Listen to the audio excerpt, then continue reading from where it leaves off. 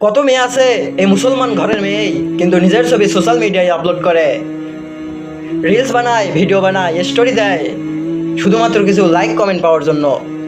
এতে করে কি হয়? এতে করে যারা দেখে তাদের চোখের জেনা হয়। আর জেনাও আইনুন নজর, চোখের জেনা হলো দেখা, অন্তরের জেনা হলো কল্পনা করা। সে জাহান্নামে যাচ্ছেই, যাওয়ার জন্য প্রস্তুতি নিচ্ছে। সাথে আরো কত যুবক ভাই, কত মুসলমান ছেলেপেলে, কত মুসলমান ভাই এদেরকেও জাহান্নামে নিয়ে যাওয়ার জন্য গুনাহগার বানাচ্ছে, আল্লাহর রবিও বানাচ্ছে। এই মেয়ের যে অভিভাবক আছে, বাবা, ভাই কিংবা স্বামী, তাকে বানাচ্ছে দাইয়ুস। আর দাইয়ুস কখনো জান্নাতে যাবে না। রাসূল সাল্লাল্লাহু আলাইহি ওয়াসাল্লাম বলেছেন, আব্দুল্লাহ ইবনে ওমর রাদিয়াল্লাহু তাআলা আনহু কল রাসূলুল্লাহ সাল্লাল্লাহু আলাইহি ওয়াসাল্লাম, আজ সালাসাতুন লা ইয়াদখুলুল জান্নাহ, তিন ব্যক্তি জান্নাতে যাবে না। প্রথম নম্বরে আলাকুল ওয়ালিদাইন, পিতামাতার অবাধ্য সন্তান। দুই নম্বরে আর দাইয়ুস।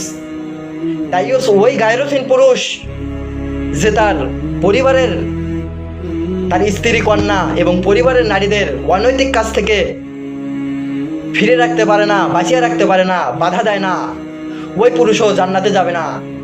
তিন নম্বরে আর রজুলাতুল মুতাওয়াজ্জালাতু মিনান নিসা, ওই নারী যে পুরুষের মতো আচরণ করে, পুরুষের মতো বেশভূষা ধারণ করে, পুরুষের মতো পোশাক পরে, পুরুষের মতো চুল ছোট রাখে, ওই নারীও জান্নাতে যাবে না। আর ওই মেয়ে যে সোশ্যাল মিডিয়ায় ছবি আপলোড করে, সে জাহান্নামে যাওয়ার জন্য প্রস্তুতি নিচ্ছে, সাথে কতজনকে যে জাহান্নামে নিয়ে যাওয়ার জন্য ডাকতেছে আল্লাহু আলাম, আল্লাহই ভালো জানে। আল্লাহ এদের থেকে বেঁচে থাকার তৌফিক দান করুন।